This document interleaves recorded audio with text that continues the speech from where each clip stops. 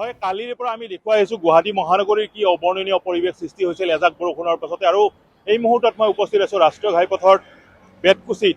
আৰু বেতকুচিৰ ৰাজপথত এতিয়াও কিন্তু পানী দেখা পাব। আৰু এই মুহূৰ্তত মই এটা কাৰ্যালয় দেখুৱাম, অতি গুৰুত্বপূৰ্ণ কাৰ্যালয়, জিলা পৰিবহণ বিষয়াৰ কাৰ্যালয়। আৰু জিলা পৰিবহণ বিষয়াৰ কাৰ্যালয়ত এই মুহূৰ্ততো কিন্তু পানী দেখিবলৈ পোৱা গৈছে। যিমান সংখ্যক লোক আহিছে সকলো সংখ্যক লোকে কিন্তু উভতি যাবলগীয়া হৈছে, কিয়নো পানী।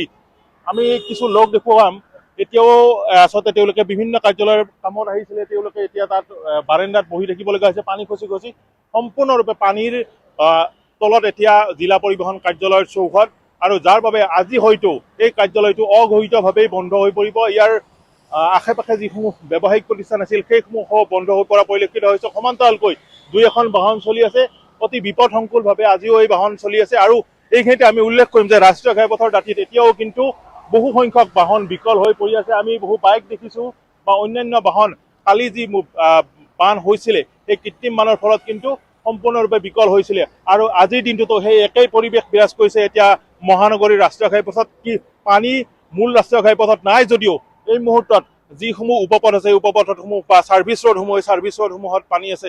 মই এই যিসমূহ আচলতে কাৰ্যালয়লৈ অহা বিভিন্ন লোক এতিয়াও আহি আছে, এইসমূহ লোক যিসমূহ কামত আহিছিলে সেই কামত অহা এই যিবিলাক মানুহ আহিছে সেই মানুহবিলাক নিশ্চয়কৈ হিমাংকৰ, এই মুহূৰ্তত ধন্যবাদ জ্ঞাপন কৰিছোঁ।